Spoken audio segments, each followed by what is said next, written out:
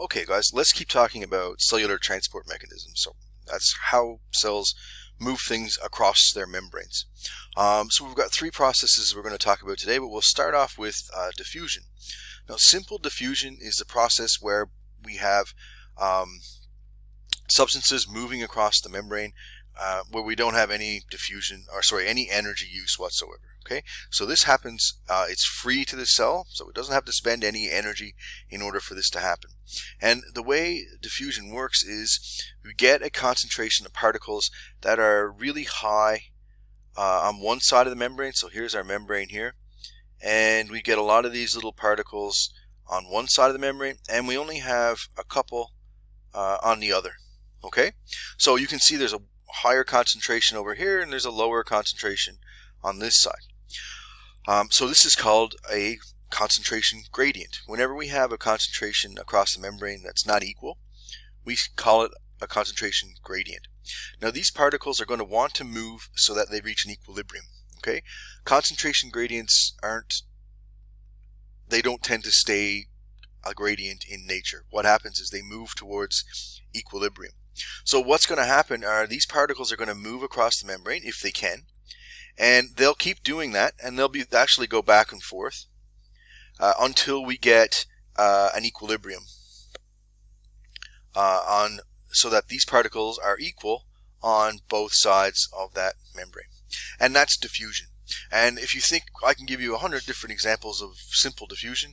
If you think about somebody who sprays perfume in one corner of a room, those molecules will be in a high concentration where she sprayed or he sprayed that perfume, and it'll want to move around. It'll want to go from a high concentration to the rest of the room where it's a low concentration. So if you spray perfume in the corner of one room, if you wait for a certain amount of time,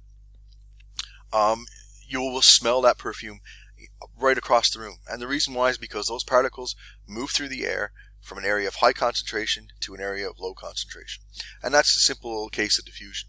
If you want to take a case of diffusion in terms of in our tissues, think about your lungs. Every time you take a breath, you have oxygen in that breath that you breathe into your lungs. The blood that surrounds the capillaries of your lungs, that has hardly any oxygen in it. It's full of carbon dioxide. So what happens in the lungs is the oxygen from the air in the lungs moves into the blood because there's a concentration gradient. The carbon dioxide that's in the blood moves into the lungs because there's a concentration gradient, and the oxygen's carried away in the blood, and this carbon dioxide is breathed out through your lungs. So that's an example of just simple diffusion in our tissues. Now, diffusion allows for a dynamic equilibrium to be reached. Now, dynamic means changing, okay, and equilibrium means the same. So a changing situation that stays the same. And what that generally refers to is, or if we look down at the picture, we've got our concentration gradient here, right? We've got a high concentration of orange balls here, and we've got none on this side, so we've got a big concentration gradient. So that means those orange balls are going to move through the membrane and into the other side of the membrane, on the other side of the membrane. What's going to happen is once this little orange particle moves over here, it's not necessarily going to stay in this area. It can go back and forth. So when these particles here, and this is going to be our equilibrium situation, these particles are both moving back and forth. So that's why we call it a dynamic equilibrium. They don't just move across the membrane and stay there. They go back and forth, but they keep that equilibrium. So they keep that equal concentration. So when we're talking about passive transport mechanisms, and these are the ones that have no energy, right? So these mechanisms here, they require zero energy by the cell. We have three different ways. We have simple diffusion, like we were just talking about. We have osmosis, which is a really special case of diffusion, and we have facilitated diffusion. So over here we have, first one here is osmosis. And when we're talking about osmosis, we're just talking about water, okay? Now, sometimes students have a little bit of a difficulty understanding that.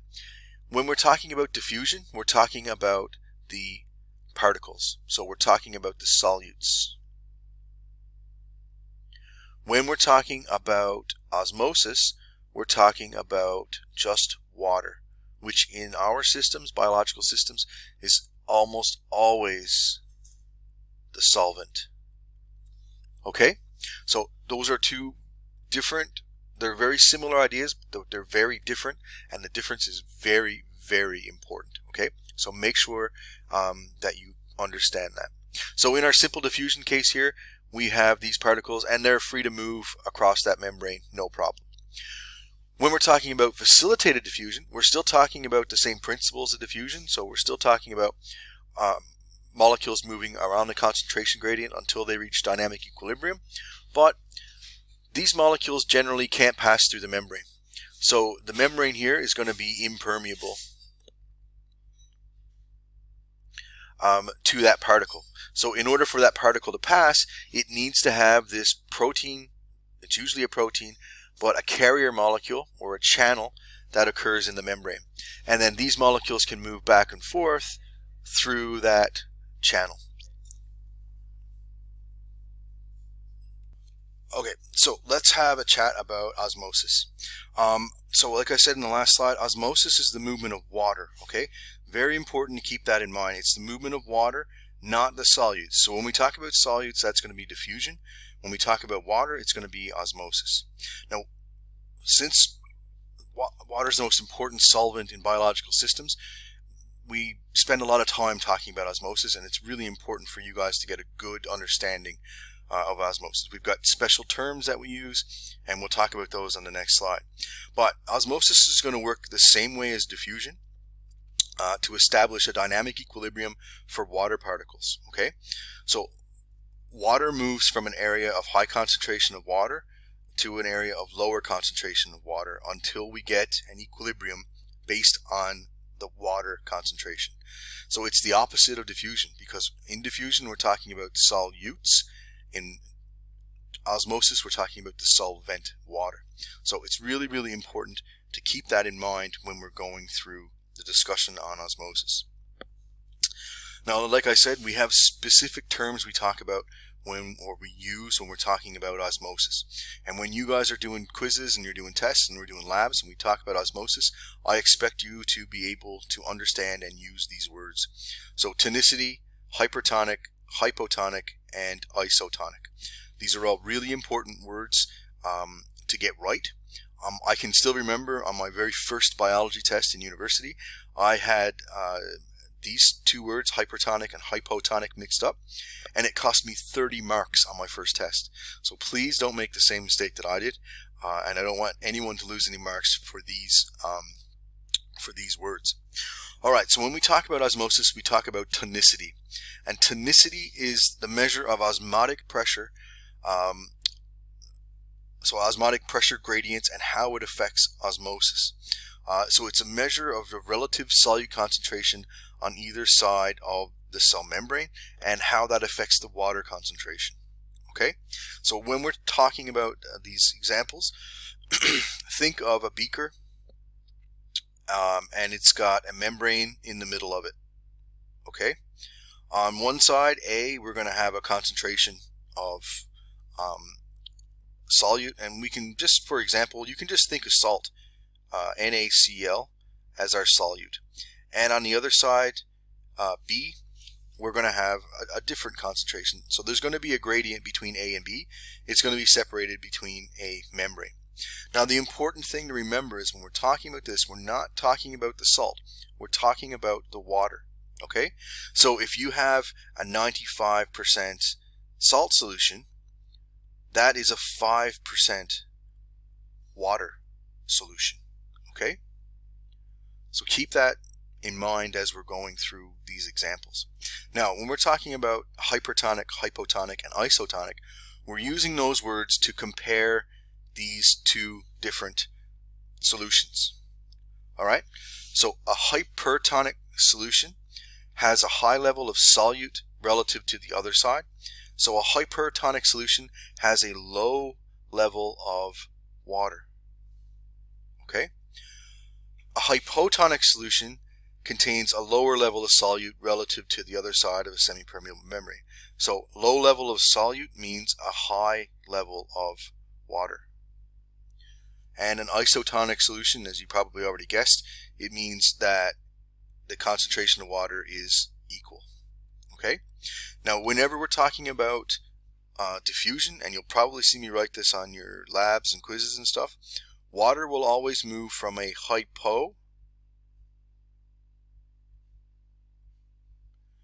hypotonic solution to a hyper.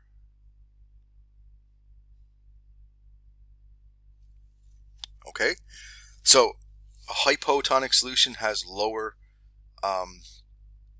salt concentration, if we're thinking salt as our example, but it has a higher water concentration. Okay? And we're talking about the movement of water. A hypertonic solution has a high salt concentration, but a low water concentration. So water, there's a concentration gradient there, and water is going to move from the area of high water, hypotonic, to the area of low water, hypertonic. So this can have major effects on our cells in our body. If we think about our red blood cells, and if you haven't seen red blood cells before, well, here's a picture right here. Have a look at the ones in an isotonic solution. Those are the ones that are going to look absolutely normal, and this is the way we want healthy red blood cells to look. Now, if we look at the red blood cells in the middle here, this example, those are in a hypotonic solution. So a hypotonic solution means there's more water on the outside of these cells than there are on the inside. Water is going to move from a hypotonic solution, which is the outside, inside of these cells, which is hypertonic. So as a result of that, water is going to pour in through the membranes of those cells, and the cells are going to get full of water, and they're going to expand and expand and expand. And this can be pretty bad, because what can happen if the cell blows up with water, it can be just like if you overflow a balloon. So if you blow up a balloon really full of air, eventually it'll burst. Now when a cell bursts like that, we call it lyse. To lyse, or the process is called lysis, to burst. So that can happen in our cells if our cells aren't in a correct solution that is isotonic. Now the opposite effect of this is going to be a hypertonic solution. So in a hypertonic solution, there's low water on the outside of the cells and high water on the inside of the cells. So those cells are hypotonic, and the solution outside is hypertonic. So what will happen is these cells here are going to lose water. Water is going to move out of those cells into the membrane, or the water surrounding it. As a result of that, those cells are going to shrink, and they're going to get really small. And when that situation happens, we say that these cells here are crenated.